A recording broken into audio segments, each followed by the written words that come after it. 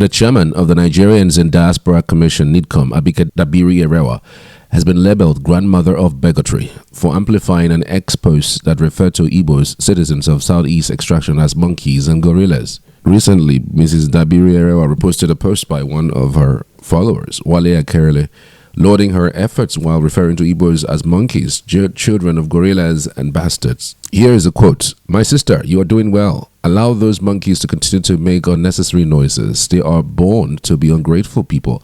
Those animals tagging you, they are children of gorilla. History told us about them. Kudos to you." Madam Abike Dabiri-Erewa, at Voice of Igbos, see what my sister has done. Omo Ale Jati Jati.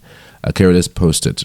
In apparent approval of Akerele's toxic post, Mrs. Dabiri-Erewa reposted it with memes of laughter, sparking reactions, with many social media users berating her as a bigot and tribalist. Sharing a screenshot of Mrs. Dabiri-Erewa's post, Mr. Enugu 1 says, "Abike is the grandmother of bigotry." Similarly, OK Kingsman said Mrs. Dabiri-Erewa will be the first minister of tribalism and bigotry in the history of Nigeria. Another ex-user, Nedu Steve, said Abike Dabiri-Erewa is the queen mother of bigotry in Nigeria. Some others said the NIDCOM boss approval of the post shows President Bola Tinubu's government's tolerance and support for making bigotry a state policy.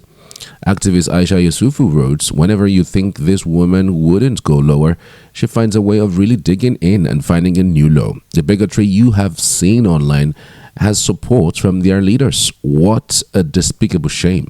An ex-user, UCNWC11, says, "I don't think people really understand the full picture of what's going on here. She is not saying or posting these hate comments out of some sort of personal bad behavior. Absolutely not the case. What is unfolding before us is a full-blown policy stance and acceptance of xenophobia. Tinubu and his cohorts have realized that without the machinations of tribal hate, he couldn't be anything politically. Therefore, xenophobia, tribal hate has become a yielding weapon." Another user says, "Achiever wealth. I have seen people go low and some even lower. But this woman, Abike Dabiri, she is beyond gutters in her bigotry. In fact, she is below the sea level. In a sano climb, she ought to have been sacked by now and placed under investigation with a touch of psychological tests." Farouk pseudonym says, "The bigotry you see Ronu rascals displaying on X is proudly sponsored by senior government officials. A child whose father sends to steal kicks the door in with reckless abandon." Okay, we've also seen some other reaction. We've seen Ohanaeze and Igbo asking that the presidency sack Abike Dabiri-Erewa for that particular comment. We've also seen Sam Amadi also reacting to this, also calling on Igbo leaders to go as far as, requesting some sort of apology or to stand up and to do the needful. Here's that video. Hello, welcome to another edition of Thursday Democracy Broadcast. My name is Dr. Sam Amadi, and today I would like to consider the issues around what looks like a Twitter storm over a post by one Wale Akerele on the issue about Igbo people, and he made a very devastating comment and described Igbos as gorillas, chimpanzees, and all kinds of dirty words. But the key point is not what he said or posted, is that the high-ranking office of this government, the head of the Nigerian Diaspora Commission, Abike Dabiri, liked it and laughed and smiled and cheered this vilification of Igbo, who are part of the constituency he has responsibility to cater for. There has been so much backlash on Twitter, now X. But the point I want to bring out is that there is now a trend of vilification, hate speech, and attack against Igbo people.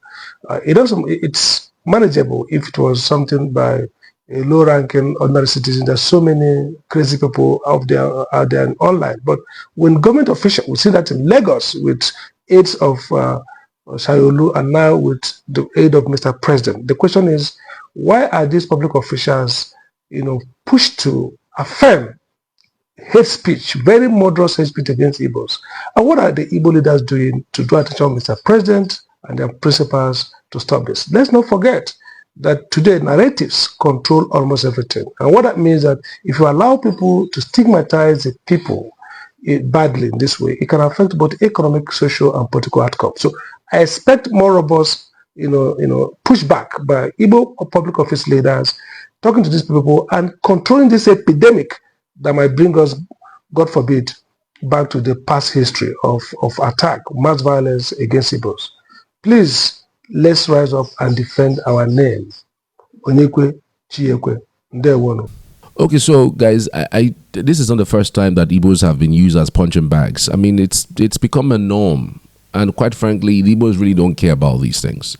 These hates are not necessarily hates that you could tell or say that are born out of a mistake. It is consistent, it is continuous, and it is normal. In fact, it became higher when Peter Obi became a presidential candidate of the Labour Party and wanted to become president, vying for the same seat, for the same position that Tinubu was vying for.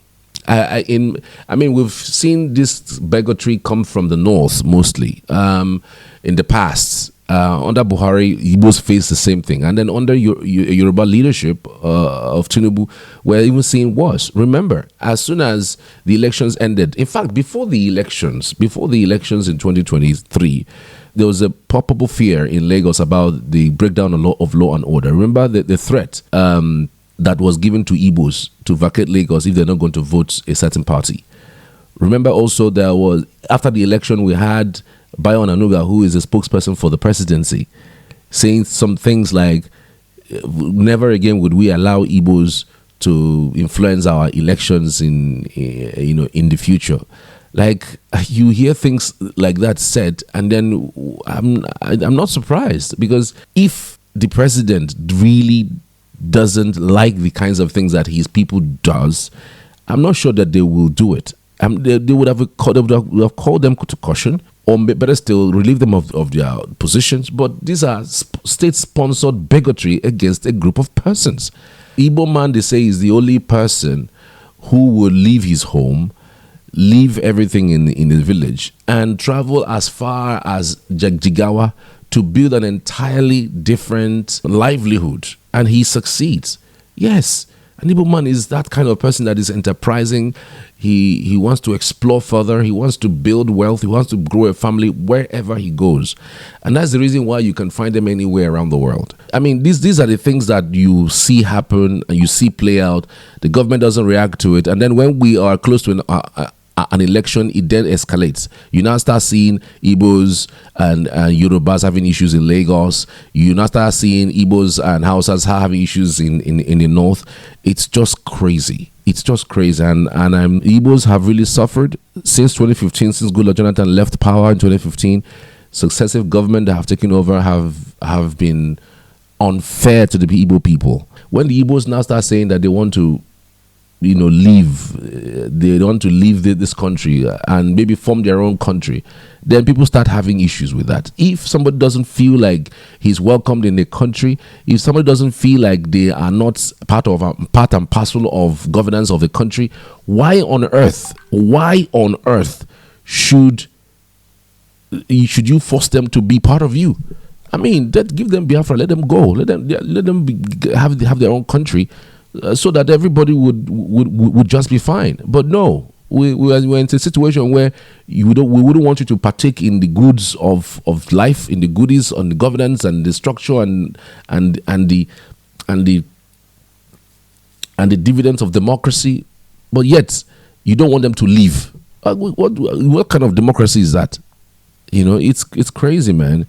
It's crazy. So I really don't know what you think. Tell me what you think. Take a look at what's going on, especially with Nnamdi Kanu.